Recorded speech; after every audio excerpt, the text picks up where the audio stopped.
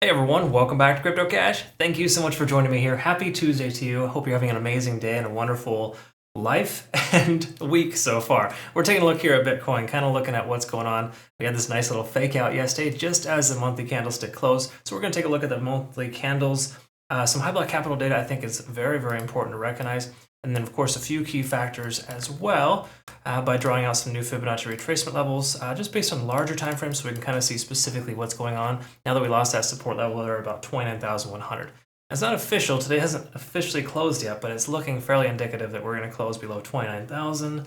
And that's not extremely beneficial in the overall sense of things, but it is following the same narrative that we've had this whole time, and that we should expect the price to continue to go lower until we hit that support range, which we're getting close to. Okay, so again, keep that in mind. That's roughly where we're at here for now. So if you're new to the channel, I'm not a financial advisor. I love teaching people to trade. I truly hope you can learn something here today. And if you want to become a better trader, cryptocash.tech is a site linked down below. We'll look forward to working with you there. Also, be sure to register with BingX and or BitGet. Also affiliated with them because they're just fantastic exchanges. BingX is awesome for no VPN or KYC, and BitGet's just always been my favorite. So again, really cool stuff there. Be sure to check that out in your own time. Last thing, just quick favor, help us grow our Twitter community. Greatly appreciate that, and it's awesome. Thank you for some of the wonderful feedback I've been receiving from some of my supporters there. Thank you again. All right, so here's the Bitcoin monthly. We're going to work our way down from the larger time frames, okay? So some things we need to recognize, some proof in the pudding here is that we need to converge on the monthly moving average, okay? So the MACD basically telling us that we are converging positively. That's a great sign in the sense that we shouldn't experience tremendously lower price action. It doesn't mean it can't go lower, it just means that we probably shouldn't, okay? Now we'll look at some fair value gaps and kind of understand that there is still some stark realities as well that we could see some downside, but I think it's less likely. We can also see here that the moving averages right here at the on the monthly effectively is putting us right about 26,300 for the current 50-day SMA. Okay, now it does not mean the price will come down to that level. It just means we got that support. The price does come down, and typically the 20-day SMA is the trend setter, so there's a good chance that this will hold, and that's averaging itself out at upper 27s. Okay, so somewhere in the range of 26,500 to 27,000, 28,000 is a decent amount of support based on moving averages on the monthly. Now, is that a definitive we're just fine because of that? No, but it does help us understand that we're on the right side of the tracks. Same thing with the RSI here too. Being above 50 in the RSI to me is a very positive sign. Money flow index is higher, even though stochastic is swinging up here.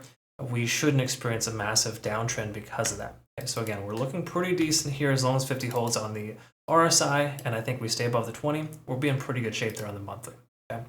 Let's look at the weekly really quick and kind of see that we're above the 200-day SMA on the weekly. I think that's a very positive sign. That's a very good indicator. Same thing with the 20-day SMA as well. That's averaging it right at 28,500. Okay. Furthermore, we're above 50 on the RSI, still bullish in the overall sense of things. Even though the money flow index in the last couple weeks has been kind of coming down, it's still a very positive sign. And we can see here, though, that we do have a MACD divergence, but it's very common on the weekly to get a false positive there before a breakout. So there's a good chance we could see this downtrend continue for just a couple more weeks, likely followed by a stronger candle the month after. Okay, so what I'm getting at here is that the overall sense here is fairly neutral on the weekly. Nothing super stark and oppressive or negative, if you will. It looks pretty good here in the overall sense of things. But the monthly, I think, is a more important one. And once again, that monthly, I kind of glossed over this, didn't touch on it. Monthly candlestick did close here right at the level of about 28,000? Look at that. Yeah, 29,150 as a close approximate. Okay, so again, that was a closure there. And a lot of times with that closure being at that level, which is very similar, basically the same high as the previous month in May, that tells us that should have been a good support level. But as soon as the candlestick closed, no less than 2 hours later, the price dumped, and it was just a complete big fake out. So it is unfortunate. Those things do happen. This is the market where we work in, and it's call it a lot of manipulation. So it's cool in one way if you think about it, if you can kind of get on the right side of the tracks, but it's also kind of terrible too because there's nothing worse than just seeing a perfect setup go awry just because some greedy person in another country, wherever that might be, decides they want to just dump what it was $750 million in 3 minutes. That was a pretty significant amount. In fact, what was it? Hold on, let me just double check.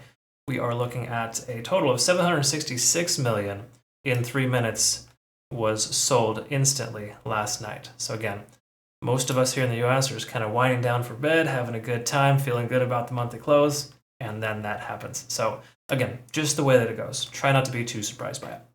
Okay, let's jump in over to High Block Capital, kind of see what's going on here, and then just kind of work our way down from the daily. All right, so first and foremost, we can see we got some massive, massive amounts of shorts right now. Those shorts are likely hedged at the 28,800 range, so they could be underwater tentatively right now, but once again, that's where they're hedged. And again, these are the late shorts. Try not to be a late short in the market. Oftentimes, late shorts get wrecked. So be careful. I do feel like we might see an aggressive candle wick up, at the very least, to maybe the 29.5 range to cleanse the shorts and to just hit the old reset button. It happens all the time. We see constant candle wicks that are causing these aggressive behaviors. But to me, this, that we've had 3 or 4 days of bearish continuation, I think it would make sense for the price action to slightly recover. I'm not saying it's going to shoot to 31,000 or 31.5, but I can tell you that we'll probably see 29,000 range retested here in the relative near future, just because we have a lot of shorts here in the market. You can see a lot of long positions are being closed today and yesterday, but obviously, again, a lot of short positions have been open the last 24 to 48 hours. When we look at whale data, obviously very high, big surprise, manipulation of the market, and the whales are in there having a good old time. So let's kind of take a quick look here at the net longs and see where the longs are at. Looks like we got some late longs at 29,000 even, which makes sense, of course. As soon as you hit that little level, there's gonna all the little peons are gonna jump on in there and try to get those late longs. I'm not saying that being a late long right now is a problem. It's actually, I think, possibly the right consideration. But again, if you look at the shorts here, they're hedged very heavy at 28.8 and 28.85. So while the price action is just above that, they are slightly in the red. So again, shorts are not, they're not in a bad position, but they're also very late to the game. So to me personally, I think being a late short right now is not ideal, especially now that we've filled the fair value gap. So let's talk about that. Take a look at the fair value gap here. It's mostly filled. I mean, I guess I could go back and say that it's not completely filled, but 28,400 is essentially the lowest point for that. And we got 28,550 as the wick that we saw here earlier today. Okay, so just a couple hours ago, majority of that fair value gap has been filled. Now, in most cases, if we look at its history, let's just go ahead and look at a little bit of history, because that does have a tendency of repeating itself. You take a look at the previous fair value gaps. This one was filled late. This one was filled quite quickly. Another there.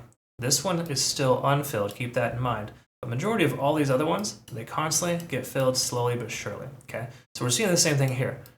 We're getting these little slow fills here, if you will, where it just slowly fills those gaps. And then what do you know? Inevitably, once the gap has been filled, the price will recover and shoot up.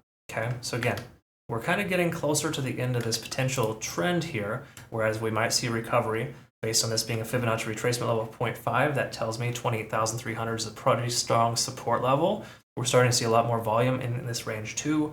So just, you got to keep in mind that this gap will likely get filled. We'll probably see a candle wick just below 28,000 to wipe out all the longs hedged there, because if we looked here, I don't know if you saw this, I don't think I described this quite correctly, but if you look at these gaps here, we can see right there at about 28,300, there's a lot of liquidations occurring. And then keep in mind, these liquidations are not, obviously the price hasn't gone that low. They're not getting liquidated. They're closing their position because that's where their stop losses are typically leveled out. We can see here a lot of stop losses are hedged right there at 28,000 even and just below. So it makes sense for the price action to wick down to the 27.8, 27.9 range and then come right back up, fill that gap completely, and of course, demolish all the late longs. Okay, so again, that's just kind of a theory of mine, but it could happen, right? And again, this is all theoretical for the most part, but you do increase your odds of success if you look at some of these things. So that's why I like to kind of present that to you. All right, let's wrap this up, kind of work our way down here and call it a day. So on the daily, RSI is down. All right, we've known this for a little while, but we're under 50 on the RSI. Never truly a great sign. Same thing with, we can see stochastic is coming down as well for another divergence, but you can only diverge so many times before a stochastic wants to swing upwards. So that's why I feel like we're going to see a little bit of a push here to that mid 29,000 range at the very least to liquidate some of those late shorts. Same thing here as well when it comes to the money flow index. It is coming up. That tells us more money is coming into the coin. As the price goes down and the money flow goes up, that tells us a lot. It tells us that there's more support of this range. Okay. Furthermore, too, if we take a look at the MACD, we're still diverging. So the overall sentiment here is still bearish. Please take that away here from this conversation. We're still bearish. We're below the 50-day and the 20-day SMA now. We have the 200 averaging itself out at 27,000. So there's a good chance that this will just continue to ascend with this trend, and the price will kind of continue to work within this range here, and inevitably, I feel, will increase from here. Okay, so again, I personally don't subscribe to the thought process we'll see 21,000. A small part of me wishes we will see that just because I want to be able to add to my position at a lower price point for my spot. But again, until we get there, there's not a lot of reason why the price will go that low. And again, there's a lot of good stuff in the market too right now in the overall sense of things. Crypto is fairly strong, and we're looking pretty good here. Okay, so overall, I wouldn't scream and run into the woods here, but I can tell you though that we're still tentatively bearish, even though I feel like we might get a wick up here to the 29.5 range and then drop again. As you can see here, just so you know, previously what it did, same thing as well. We got a lot of late shorts jumping in right here when the price action was down. You get a nice big candle wick up there to wreck the shorts, and then it drops down. They average your position down and go ahead and take profit right here. Unfortunately, it's just kind of a consistent behavioral pattern that you see here. So I would not be surprised in the next 24 to 48 hours we see a strong wick up here to wreck the late shorts, come back down to fill the fair value gap, fill that liquidity, if you will, because we have low liquidity at that level, at least on the daily. And then you can see, of course, the price action shooting up from there. Okay. So again, there's a small handful of different things that could happen, but it would make a lot more sense as we continue to progress lower that we'll get that little wipe of the late shorts. Okay, so again, that's just kind of my thoughts there. So on the 4 hour, just to summarize really quick and easy, we are truly bearish here in the overall sense. We're still diverging. We're still under 50 in the RSI. Money flow index is low in the last 24 hours. So generally speaking, not fantastic there. And then of course, we can see here on the hourly, this is the kind of the important thing to recognize. There's no overextensions here to really rely on because again, range bound and down, range bound, candle wick, aggressive candle wick here and there. There's no consistency, and that's the problem with Bitcoin right now. It's a lot more manipulated than it ever has been before, just because these tight ranges cause a lot of problems. So it's a choppy market, and if you're having difficulty trading right now, keep in mind a lot of people are. I mean, I'm getting stopped out on some unusual trades right now just because of this ridiculous behavior. Again, it's greedy. You can rely on greed, of course, as a trader because you know that money's going to be taken. That's why we look at the liquidity swings and the gaps and understand generally where those sweet spots are, those places that they try to gravitate towards. That said, though, let's take one last look here at the cloud. We'll call it a day. Still green light here to leave your short position open, but that window is coming closer to an end. In other words, another 6 hours. If today's candle closes roughly where we're at right now, then there's a decent chance that we won't see an immediate downside. But once again, I would just be careful being a short right now. This is not a level you want to short at because we're already closer to that lower liquidity zone, that low area, that low hanging fruit, right? And the majority of that low hanging fruit has been taken. So it would make a lot more sense to me to see the price come up here, stop out the shorts, and to come back down if it were to. It could very well come up here, create a new higher high, and then create more higher lows and continue from there. That would be fantastic. We don't have enough data right now to show that that's going to take place, though.